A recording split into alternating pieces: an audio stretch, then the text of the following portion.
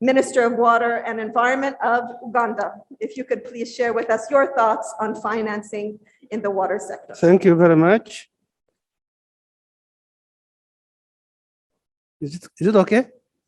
Please, would you? Thank you very much, moderator, for giving me this opportunity. You have asked 3 questions. Question number 1.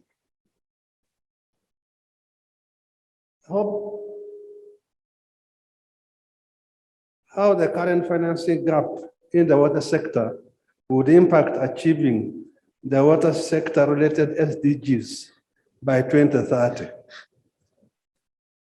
While Sustainable Development Goals were unanimously adopted by all UN member states to end poverty in all its forms, to take bold and transformative steps to shift the world to a sustainable and resilient path, and to ensure that no one is left behind.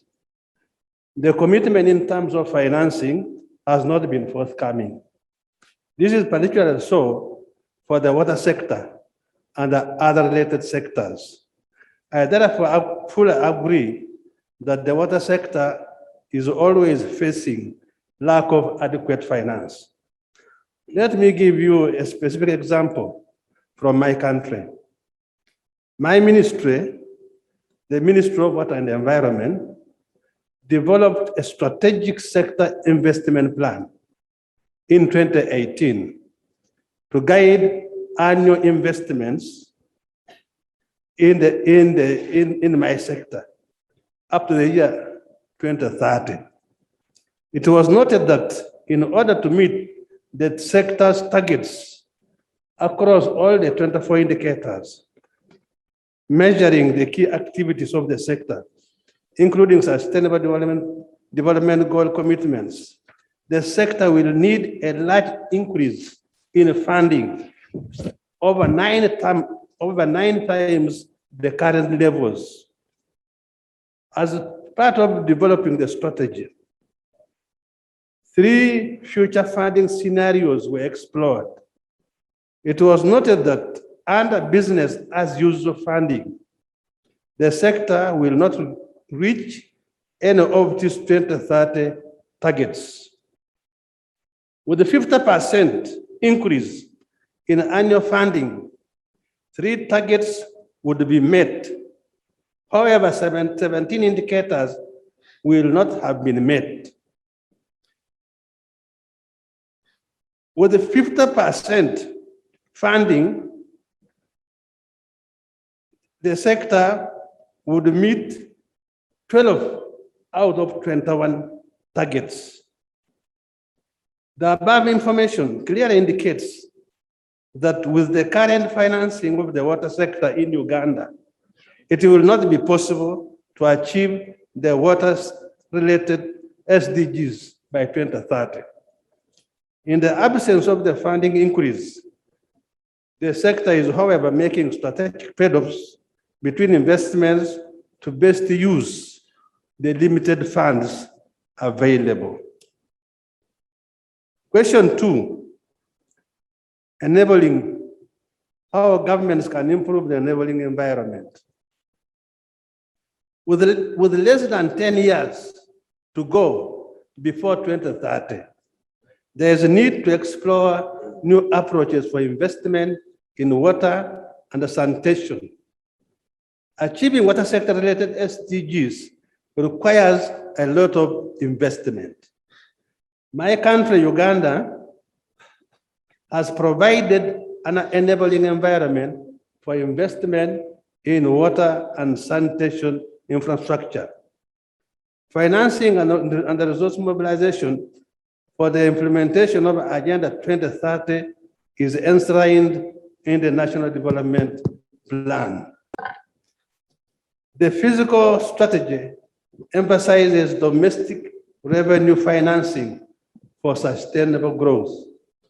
Furthermore, resources for implementation of the SDGs are being mobilized through South-to-South cooperation, outreach to the private sector, and emerging development partners.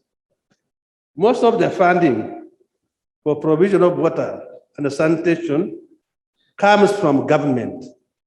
However, with COVID-19 taking a big toll on the economic development of the country, this source of financing is becoming unsustainable.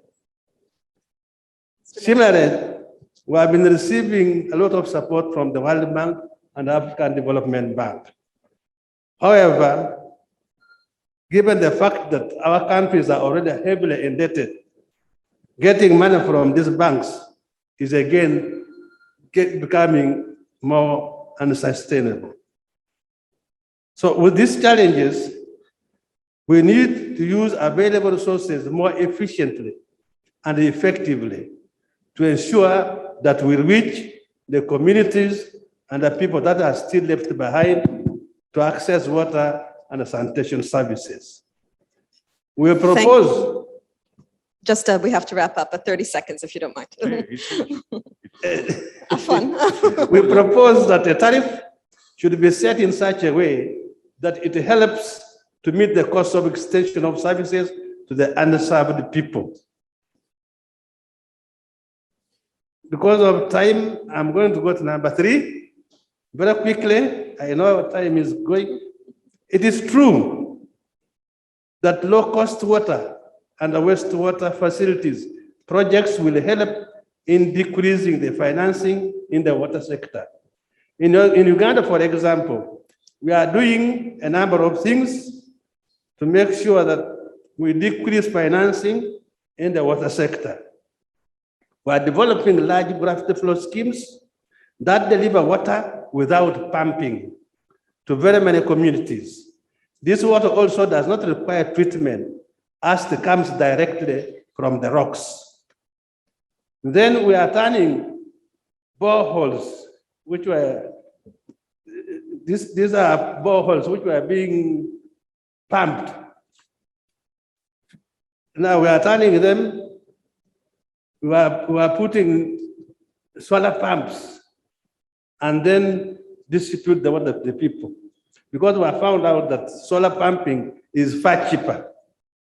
And then with respect to sanitation, sewerage services are extremely expensive. So what we have decided to do is to build a sludge treatment plant where we collect physical sludge from all places and then we treat from one place. Because the network, providing a network would be very expensive. Thank you. Thank you so much.